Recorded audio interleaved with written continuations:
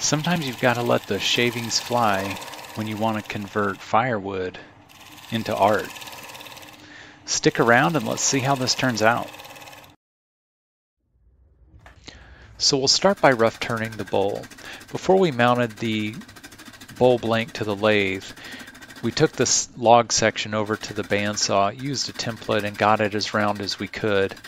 Then we've attached a faceplate just kind of screwed to the face of the bowl, and we've got that mounted in the lathe. We've also got at this point the tailstock up against that bark component here facing the camera, and so now it's just a matter of rough turning the bowl.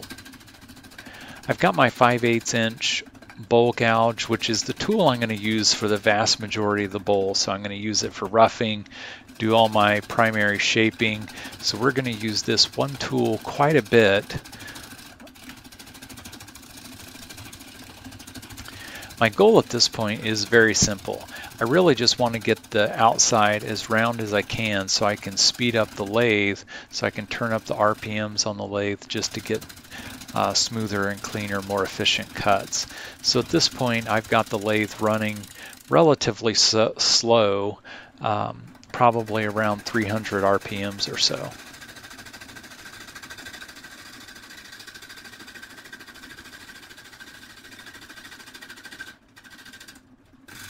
At this point we've been able to kick up the speed on the lathe, probably running 600 to 700 RPMs at this point. So now you can see the chips are flying a lot more. We're making much faster cuts. So now we can make some progress shaping the outside of the bowl. So the one thing I discovered as I was roughing out this bowl is that the bowl blank itself was pretty long, especially for the diameter of this piece. So what I decided to do was get this piece, get that outside kind of round and you know, a nice reasonable cylinder. I'm going to work around the bottom just a little bit and start forming a foot. But effectively what I'm going to do here is cut this bowl blank in two here on the lathe, and we'll end up creating two bowls out of this bowl blank instead of just one. So we've jumped ahead a little bit, and you can see we've cleared most of the bark off the bottom of the bowl, and we've started to form a tenon. So the tenon will have two purposes. When we flip the bowl around to hollow out the inside of the bowl, we'll use that tenon in the 4-jaw chuck, and it'll be a good holding place to keep the bowl mounted to the lathe. The other purpose that the tenon's going to serve is at the very end. It's going to be the material we'll use to form the foot on the bottom of the bowl. So here I'm just using my skew chisel just to kind of create a little dovetail shape on the bottom side of that tenon, which will allow us to hold that to hold it really tightly in the chuck when we go to reverse it around. Now with that tenon refined and the little dovetail shape cut in with the skew chisel, we've got our freshly sharpened bowl gouge, and it's just a matter of creating our final outside shape on the bowl. So from here we just want to connect the foot of the bowl up with that up with the rim, and so that's really all we're doing right now, is trying to create a nice sweeping natural curve from the rim all the way down to the foot.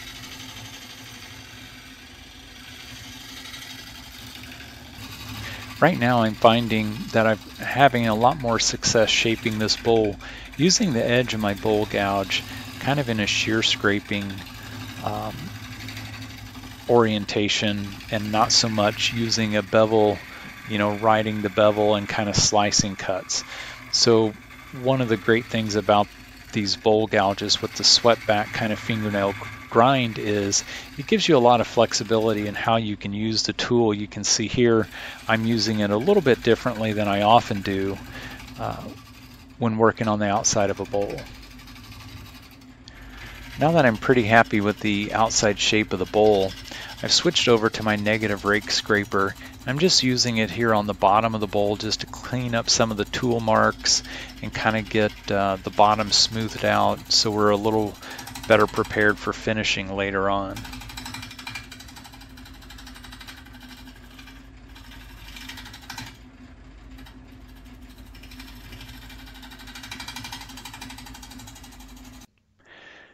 Now we have the bowl flipped around and it's time to start working on the inside of the bowl. I always like to drill a depth hole, and so that's what I'm doing here.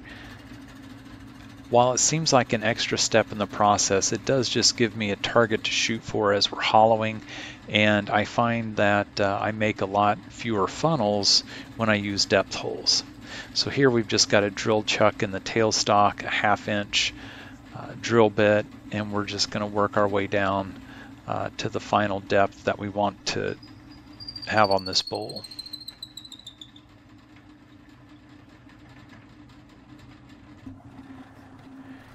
Before we really start hogging out the inside of the bowl, I always like to take and kind of create a pretty flat and smooth surface here across the face of the bowl.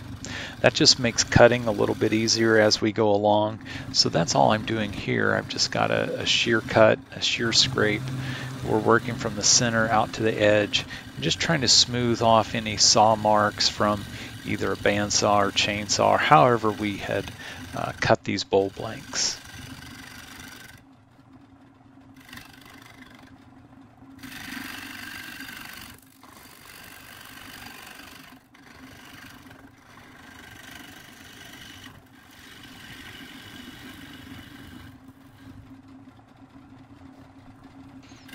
Now with that face of the bowl pretty smooth, it's time to start removing material a little bit quicker.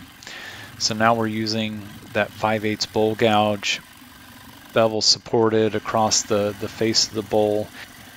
You can see with the fine dust coming off this bowl that not only is this ash very hard, but it's also very dry. So it'll take a little work and lots of sharpening, but we'll be able to get through this.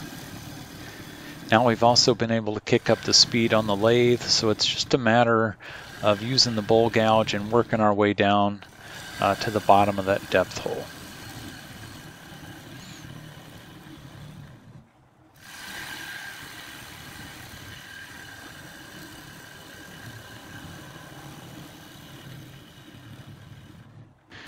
Here we're just continuing to work our way down to the bottom of the bowl.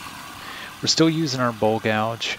On this bowl in particular, since it's relatively wide and not too deep, we'll be able to get most of the way down to the bottom using our 5/8 inch bowl gouge.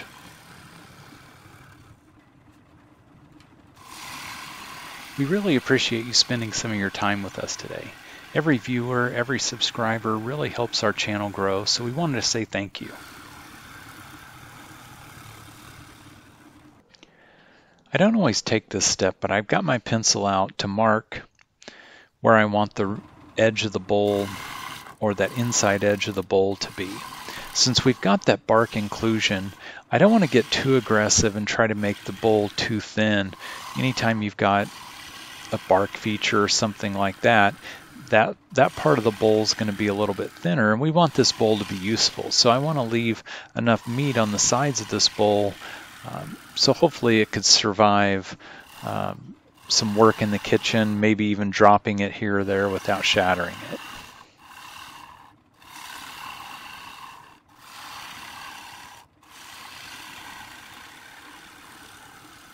We try to keep these videos concise yet still informative.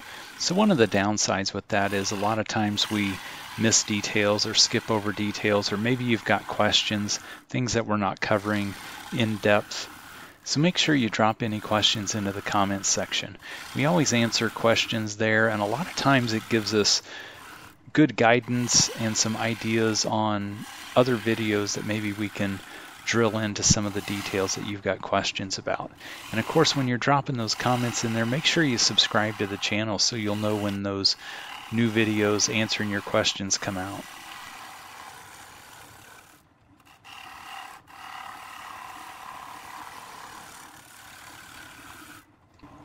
Now we're just going to refine that outside edge just a little bit. Make sure it's nice and flat, kind of bevel the inside and outside just to make sure there's no sharp edges. And then we'll finish up the bottom of the bowl.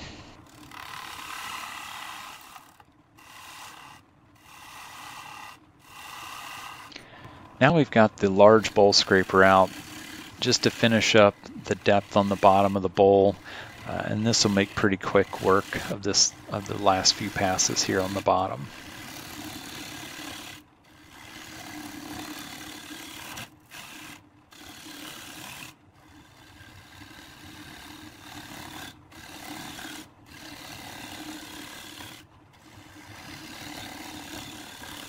With both the depth and the wall thickness finalized, now we can start just kind of refining the inside of the bowl, kind of getting it cleaned up. So here we're using a negative rake scraper just to help remove any tear out and any tool marks. We're really not shaping with this tool, we're really just trying to smooth the surface and get a kind of a jump on sanding.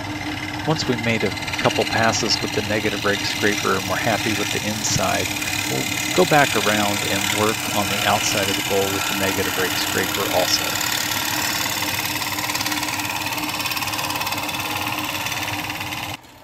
Here we're using the negative rake scraper on the exterior of the bowl just to kind of clean up tool marks and tear out and just kind of smooth that outside surface before we get ready to start sanding.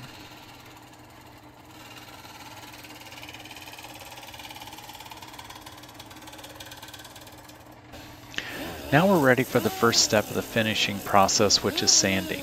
Here you can see I'm using a power sander. I've got an air-powered die grinder, and I like to use this tool. I've got a quick connect fitting here in the die grinder, which just makes changing grits very quick and easy. So I can get from 80 grit all the way up to 220 with just a couple quick changes on the tool. It works pretty well for me.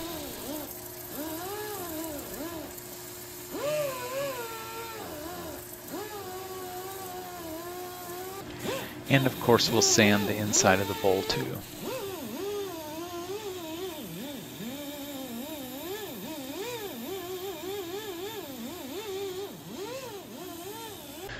So our last step on the lathe is to turn away the tenon and refine the bottom foot on the bowl.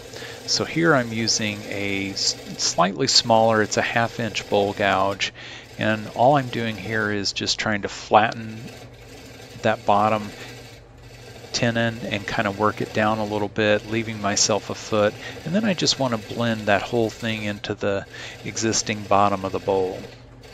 So I'm using my coal jaws to grip the outside of the bowl, and I've got tailstock up here for support. It's very easy to knock a bowl off of the coal jaws here, and ask me how I know that. And of course sometimes when you kick the bowl off at this point, they don't survive. So I keep the tailstock in place as long as I possibly can, but here I'm just taking off that final little nub on the bottom of the bowl, and then we're going to sand the bottom and get it all ready for finish.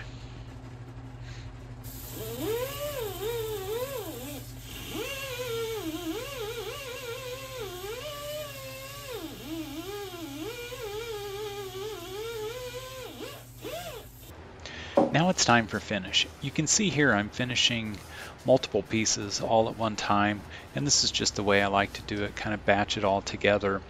So the first step of this process, I'm using a 3-pound cut of shellac, and I just brush it on both the inside and outside of each of the pieces. You can see we're working on the bowl we've been turning here. The shellac will start bringing out some of the natural colors in the wood. It kind of gives you that rich amber tone like a lot of oil-based finishes will. But one of the advantages of shellac is it can be used in combination with a lot of other finishes, and it dries relatively quickly. It will only take about 15 minutes for this coat of shellac to dry on all these pieces, and we'll be ready for our next step. The last step in the finishing process is to apply top coat. So here I'm going to spray General Finishes High Performance, which is a water-based urethane top coat. I like to use this finish with the spray gun setup because I can go through light coats. It dries relatively quickly, which allows me to build a multiple coat film finish relatively quickly. So on most of these pieces, I'll add anywhere from 4 to 8 coats, kind of both top and bottom. It just sort of depends on the effect. And I always spray with gloss, knowing that I can come back with steel wool or 1000 grit sandpaper or something like that and knock down the sheen if I don't want a super high gloss shiny finish.